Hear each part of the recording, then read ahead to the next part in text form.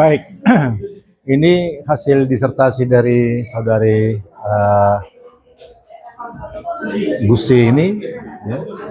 Ini membuktikan apa yang menjadi pertanyaan-pertanyaan penting selama ini. Kita sering menganggap ya atau paling tidak mengklaim ya bahwa kebijakan mandatori biodiesel itu akan menempatkan posisi Indonesia menjadi price maker di internasional. Itu selama ini kita baru statement-statement aja gitu.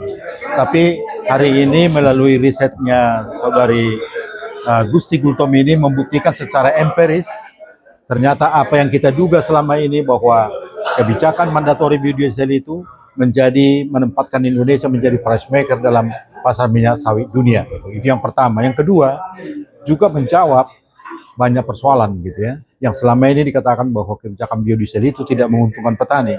Ternyata hasil empirical evidence yang dilakukan oleh saudara Gultom ini, ya, dari Gultom ini membuktikan ternyata kebijakan mandatori biodiesel itu menguntungkan bagi petani sawit. Saya pikir ini sangat penting gitu. Yang ketiga adalah kalau kita mau melangkah menjadi B50 dan seterusnya, itu tidak bisa hanya kebijakan mandatori biodiesel saja yang harus dilakukan, tapi hulunya juga harus dibenahi.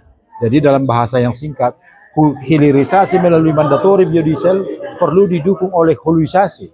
Huluisasi itu apa? Peningkatan produksi di perkebunan sawit, baik melalui produktivitas maupun melalui ekspansi. Itu kira-kira gambaran dari apa yang diteliti oleh saudari Gusti Gultom ini. Ya, ini membuktikan juga bahwa kebijakan di hilir itu mempengaruhi hulu, dan sebaliknya hulu mempengaruhi ke hilir. Nah, dengan demikian kita memerlukan cara baru melihat industri sawit. Kita harus melihat dari hulu sampai ke hilir.